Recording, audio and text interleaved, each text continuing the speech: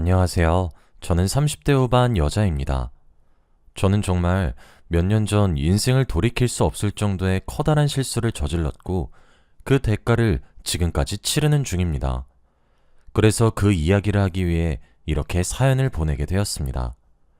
제 이야기를 들은 여러분들이 제게 욕을 하고 돌을 던질 것을 저도 잘 알고 있어요. 하지만 그럼에도 이렇게 사연을 보내게 된 이유는 제 이야기를 교훈 삼아 지금이라도 바로잡을 수 있는 사람들은 바로잡길 바라는 마음에 이렇게 보내봅니다. 이 글은 저의 고해성사이자 과거에 저와 비슷한 사람들을 말리기 위해 쓴 글이거든요. 저처럼 땅을 치면서 뼈저리게 후회하고 싶지 않다면 말이에요. 이야기를 시작하기 전 제 소개부터 해야 될 것 같네요. 사실 저는 고아입니다. 부모님의 생사는 지금도 알 수가 없습니다. 그냥 생각을 하고 기억을 할 수 있었던 나이부터 저는 보육원에서 자랐습니다. 나중에 보육원을 나가는 날이 되었을 때 원장님께 듣기로는 부모님이 저를 보육원 앞에 버리고 가셨다더군요. 그래서 저는 부모님이 누군지 찾을 수가 없었습니다. 그나마 조금 다행이었던 점은 어머니였을지 아버지였을지 모르겠지만 두 분을 닮아 제 외모가 조금 예쁘장한 점 하나뿐이죠. 학창시절에 고아라는 점이 힘들지 않았다고 한다면 거짓말일 겁니다. 사춘기 시절 부모의 부재로 인해 받은 상처는 사실 셀 수 없을 정도로 많거든요. 그럼에도 어긋나지 않고 잘할 수 있었던 점은 보육원 선생님들의 따뜻한 사랑 덕이었어요. 그렇게 저는 바른 가르침을 받으며 자랐고 대학은 형편이 되지 않아 갈 수 없었지만 작은 회사의 격리로 취업을 할 수 있게 되었죠. 그러다가 남편을 만나게 되었습니다. 항상 홀로 뭐든 해결하면서 자라야 했던 제게 처음으로 자신에게 의지하라고 말을 건네준 그런 좋은 남자였어요. 솔직히 여자 혼자 세상을 헤쳐나가기에는 세상은 많이 냉정하고 냉혹하잖아요. 항상 누군가에게 의지하지 않고 혼자 꿋꿋하게 버티고 또 버티면서 겨우겨우 지내고 있었는데 그때 눈앞에 나타난 남편은 제게 구원자나 다름없었습니다. 제가 부모에게 버림을 받았다는 사실에 누구보다 마음 아파하며 눈물을 흘렸고 제게 고생이 많았겠다고 위로의 말을 건넸고 혼자 사는 것만으로도 벅차서 여유를 누려보지 못했던 제게 남편은 정말 많은 것들을 알려주었고 즐거움을 알려주었어요. 남편과 연애를 하면서 안정감을 가진다는 말이 정말 무슨 뜻인지 뼈저리게 알게 되었죠. 뒤늦게 알아서 그런지 사랑이 주는 단맛에 속절없이 빠지게 되었습니다. 그러던 어느 날 남편이 제게 청혼을 했어요. 제게 가족이 되어주고 싶다고 하더군요. 저보다 더 나은 환경에서 더 좋은 사람으로 자란 남편의 청혼에 저는 당연히 고개를 끄덕였죠. 그때가 제 인생에서 가장 벅찼던 순간이었던 것 같습니다. 남편은 제가 부족한 모습을 보여도 절대 단 한 번도 언성을 높여 말을 하거나 무시하지 않았어요. 늘 다정하게 웃으면서 제게 이것저것 알려주었죠. 이런 남자와 결혼을 하게 된다는 것이 꿈만 같았는데 그 과정이 그리 쉽지만은 않았습니다. 시어머니가 정말 미친 듯이 반대하셨거든요. 저는 이제 남편이 없으면 못 살 것만 같은데 결혼을 못하게 되는 건가 하면서 너무 불안했어요. 하지만 그런 거센 반대조차 남편이 다 막아주었고 결국 저희는 결혼을 할 수 있게 되었죠. 대신 시부모님과 합가를 해야만 했어요. 시어머니의 모진 시집살이가 시작되는 순간이었죠. 그런데 저는 그런 시어머니도 너무 좋았습니다. 가족에 대한 결핍이 어린 시절부터 상처가 되었던 저는 저를 못살게 굴든 말든을 떠나서 가족이 생겼다는 사실 자체가 감격스러웠습니다. 제게 타박을 하는 것도 애정이 존재해야 한다는 사실을 저는 보육원 시절부터 잘 알고 있었거든요. 처음엔 시집살이를 시어머니가 정말 많이 시켰습니다. 하지만 아이는 부모를 닮는다고 하잖아요. 제 남편은 무척 다정했어요. 그렇다면 그 다정함은 시부모님을 보고 배웠단 말이겠죠? 제 예상대로 시어머니도 절대 모지신 분은 아니셨어요. 저를 타박하시다가도 조금 세게 말했다 싶으신 순간이 오면 제가 상처받았나 하면서 제 눈치를 살피시기도 했고 차가운 물로 손빨래를 하거나 설거지를 하면 보일러를 슬그머니 틀어주시기도 하셨거든요.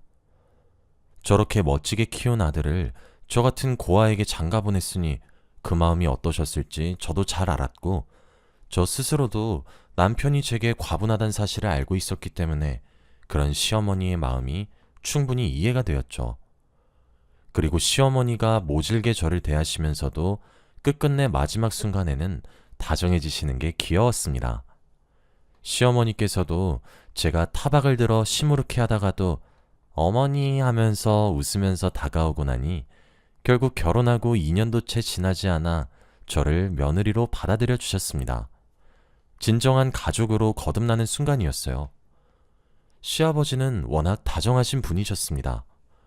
보통 며느리를 맞으면 대접을 받으려고 하지 대접해 주시려고 하진 않으시잖아요. 그 시대 때의 어른들은 특히 더 그랬죠. 하지만 시아버지는 아침에 일어나면 제게 모닝커피를 타주시면서 함께 신문을 보자고 해주실 정도로 저를 정말 아껴주셨어요. 과분한 처지에 이러지도 저러지도 못하고 있으면 우리가 자식의 아들이 하나 해서 네가 얼마나 귀한지 몰라. 우린 딸을 낳고 싶었거든. 하며 자연스럽게 이야기를 해주곤 하셨죠. 그런 시아버지의 따뜻한 배려도 너무 좋았어요. 이 집의 가족이 되길 잘했다고 생각했었죠. 결혼을 한 지 4년 정도가 지나니 더 이상 시어머니, 시아버지라고 부르지 않게 되더라고요. 시부모님도 절더러 딸아, 우리 딸 하고 불러주셨고, 저도 엄마, 아빠라고 불렀죠. 그러면 남편은 그 모습을 보고 오히려 본인이 사랑받는 딸과 결혼한 사위인 것 같다고 불만을 토로했고, 저희 가족은 결국 그런 남편을 보며 하하호호 웃었어요. 무척이나 화목했습니다. 그리고 너무 행복했어요. 시어머니와 단둘이서 목욕탕을 가기도 하고 그렇게 지내니 얼마나 친했는지 짐작이 가시겠죠? 저희는 온 가족이 둘러앉아 종종 술을 한 잔씩 마시곤 했었어요. 시아버지가 반주를 너무나도 좋아하셨거든요. 게다가 시어머니랑 남편은 주량이 약해서 따라가지 못했었는데 저는 또 술이 그나마 세서 잘 맞춰드렸죠. 그래서 그런지 시아버지는 저를 유난히 예뻐하셨습니다. 그날도 그랬어요. 함께 고기를 구워 먹으면서 술을 함께 마셨죠. 시어머니는 한 잔만 마셔도 취하는 타입이셨고 남편도 마찬가지였어요. 결국 시어머니와 남편은 핑핑 눈앞이 돈다며 각자 방으로 들어갔고 저랑 시아버지는 남아서 더 마셨죠.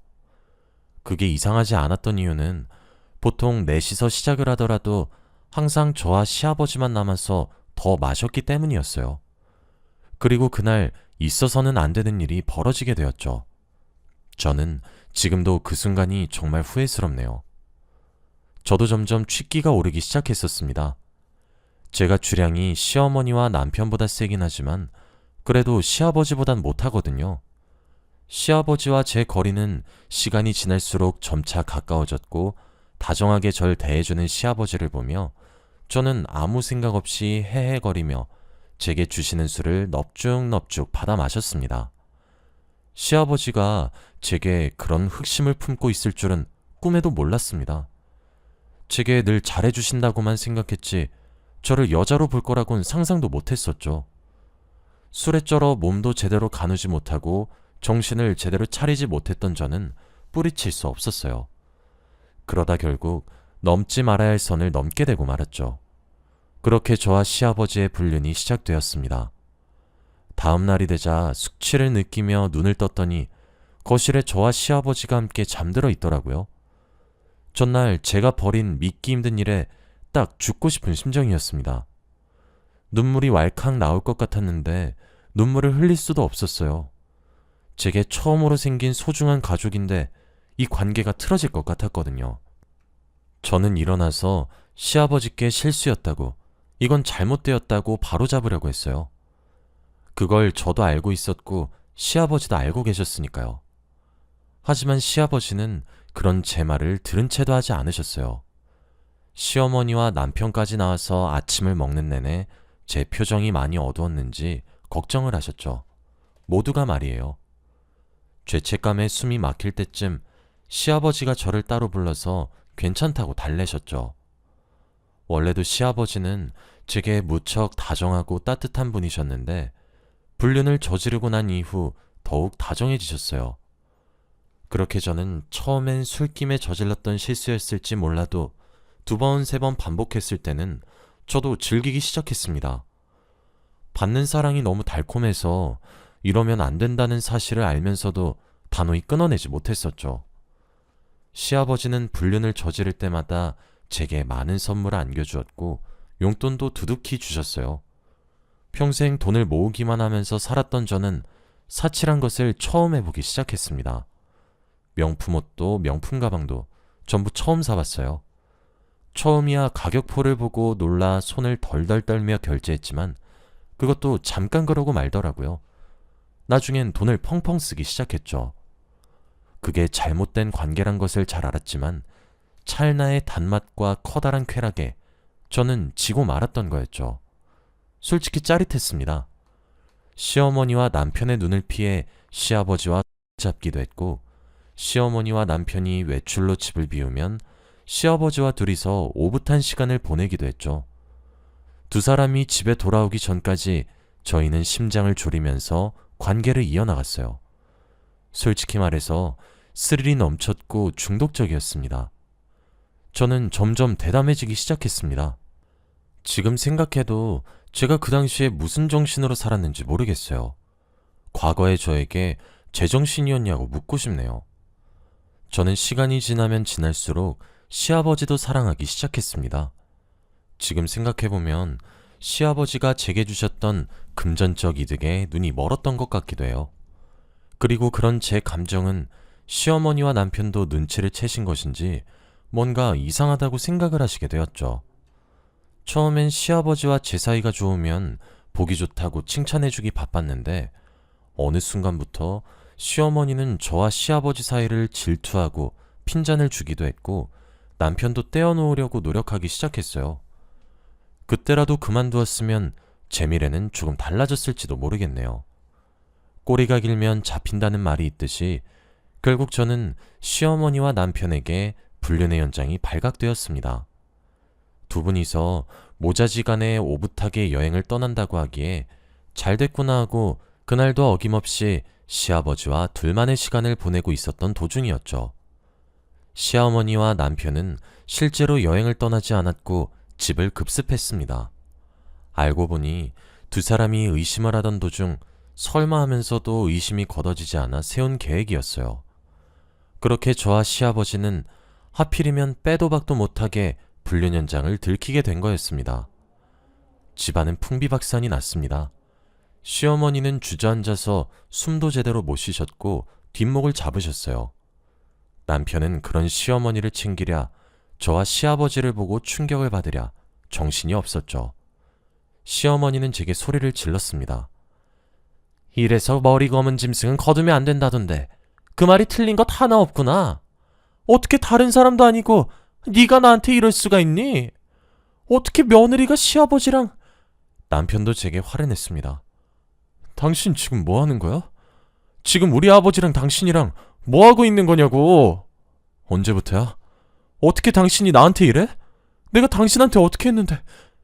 시어머니는 비명처럼 악을 쓰며 눈물을 흘렸고 남편은 저를 죽일 듯이 노려봤습니다. 저는 무척이나 당황스러웠습니다. 하지만 이어지는 상황들에 저는 어떻게 해야 될지 모르겠더군요. 시아버지는 저를 급히 내팽개치고는 시어머니에게 허겁지겁 다가가 무릎을 꿇고 오해라고 말을 하기 시작했어요. 여보, 아니야. 그게 아니야. 이거 전부 다 오해야. 아니, 며느리가 여운 거야. 나 정말 이럴 생각은 아니었어. 진짜야? 전부 며느리가 날 먼저 유혹했다고. 난 아니야. 저렇게 어린 여자가 작정하고 나를 꼬시는데 어떻게 안 넘어가? 미안해. 시아버지가 저를 바로 끊어내셨거든요. 아니, 그게 아니잖아요. 시작은 제가 아니라...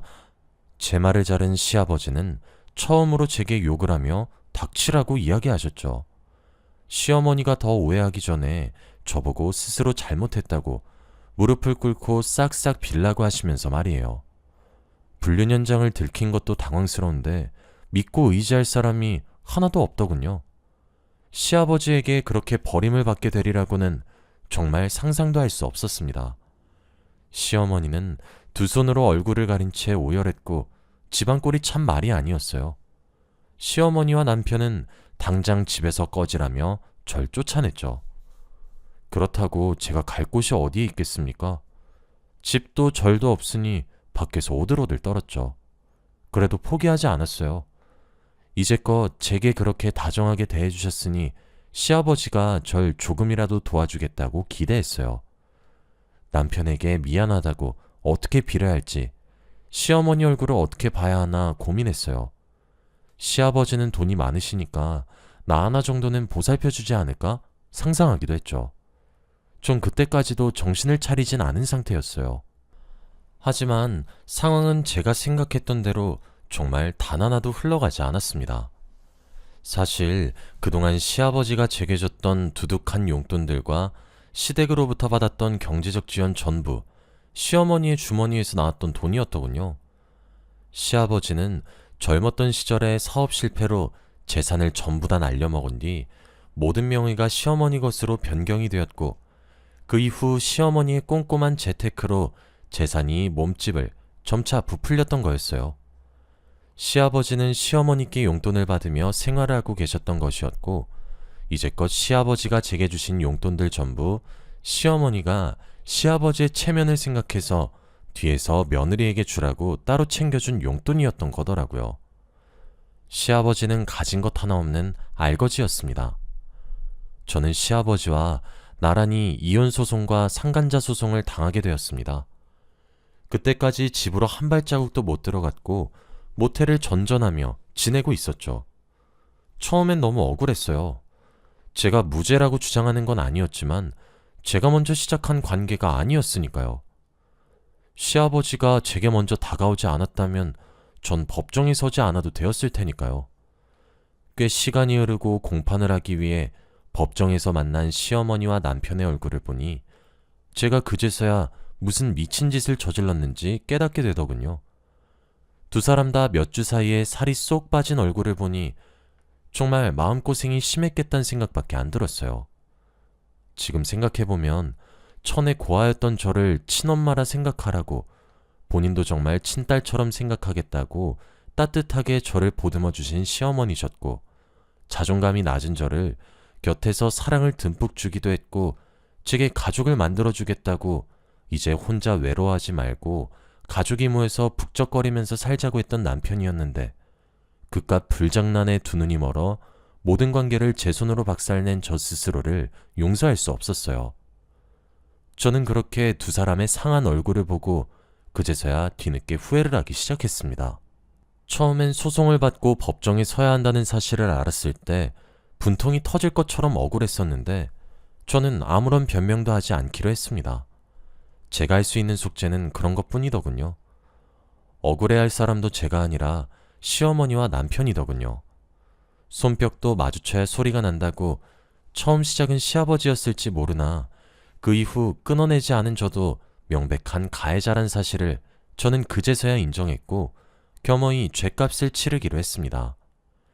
제가 죗값을 치른다고 해서 시어머니와 남편이 받은 상처가 없어지는 건 아니겠지만요. 저랑 시아버지는 결국 이혼을 당했고 위자료까지 내야 했습니다. 제가 내야 할 위자료는 남편과 시어머니 두 사람을 합쳐서 7천만 원 정도였고 지금도 갚아나가고 있습니다.